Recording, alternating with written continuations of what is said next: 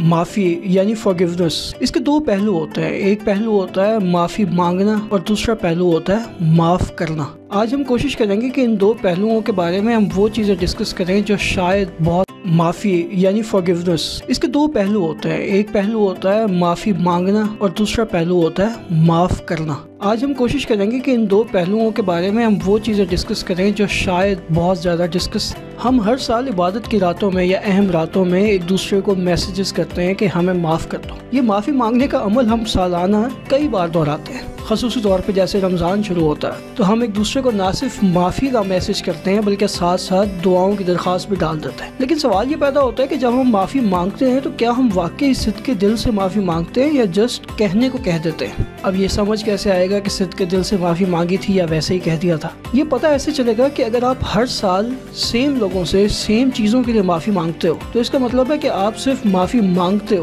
آپ اصل میں معافی چاہتے نہیں ہو. کیونکہ جب ہم کسی چیز کو لے کر دل سے شرمندہ ہوتے ہیں تو ہم دوبارہ وہ عمل دہراتے نہیں ہیں.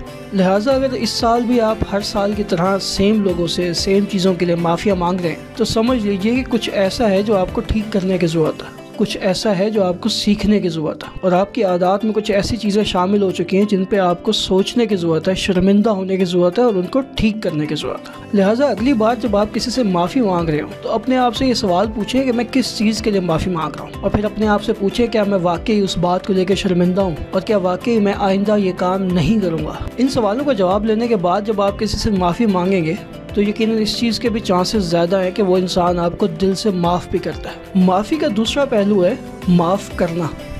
معافی مانگنے کے بارے میں ہم لوگ بہت فراخ دل ہوتے ہیں. ہر عبادت کی رات میں ہم ایک دوسرے کو میسج کر دیتے ہیں، لیکن جب معافی دینے کی باری آتی ہے تو ہمارے ذہن میں بہت سے خیالات آنے لگتا ہے. ہم سوچتے لگتے ہیں کہ جس انسان نے ہم سے معافی مانگی ہے اس نے ہمارے ساتھ کیا کیا کچھ برا کیا تھا. ہمارے لیے دوسروں کو بخش دینا بہت مشکل ہو جاتا ہے. لیکن ایسے موقع پہ ہمیں یہ یاد رکھنا چاہیے کہ ہم بھی اپنے بہت سارے گناہوں کی معافی اپنے رب سے مانگتے ہیں. ہم امید رکھتے ہیں کہ ہمارا رب ہمیں ہماری غلطیوں کے لیے معاف کر دے گا، لیکن وہی عمل ہم اپنے آس پاس کے لوگوں کے لیے کرنے کو تیار نہیں ہوتے. ہم اپنے رب سے معافی مانگتے ہوئے یہ کہتے ہیں کہ انسان خطا کا پتلا ہے، لہٰذا مجھے معاف کر دیجیے.